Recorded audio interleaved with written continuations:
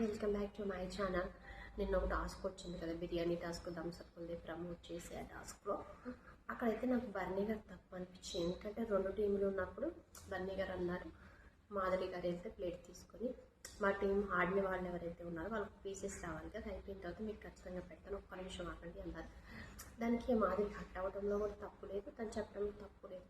ఏంటి అంటే బర్నీ గారికి ఒక చిన్న మిస్టేక్ ఏంటంటే ప్లేట్ పట్టుకొని వచ్చినప్పుడు పెడితే బాగుండేది. వాళ్ళకి టీంలో ఆడని వాళ్ళకి కూడా పెట్టారు కాబట్టి వాళ్ళకి పెడితే బాగుండేది అనిపిస్తుంది. అక్కడ కొంచెం సపోర్ట్ తనకి ఎవరైతే లోపలికి వచ్చినప్పుడు సపోర్ట్ చేశారో వాళ్ళకి కొంచెం పార్షాలిటీ చూపించి పెట్టినట్టు అనిపించింది. ఆల్రెడీ వాళ్ళ టీం కాకపోయినా కొంతమందికి పెట్టారు, వాళ్ళు తింటున్నారు.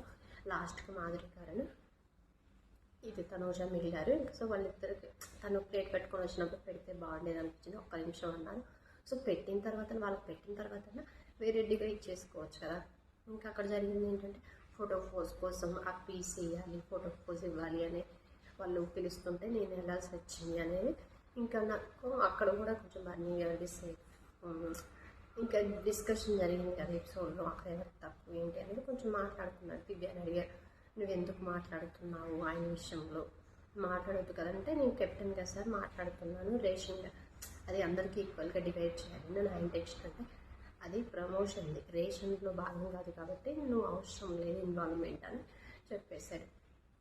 సో అప్పుడైతే నాకు కొంచెం బర్నీ గారితే తప్పు అనిపించింది. ఎందుకంటే తను ప్లేట్ పట్టుకొని వచ్చినప్పుడు పెడితే బాగుండేది, పెట్టిన తర్వాత డివైడ్ చేసుకోవచ్చు. వాళ్ళకి ఏదైతే పెట్టాలనుకున్నారో ఆ తర్వాత డివైడ్ చేసుకోవచ్చు కదా, పీస్ తర్వాత ఇచ్చి.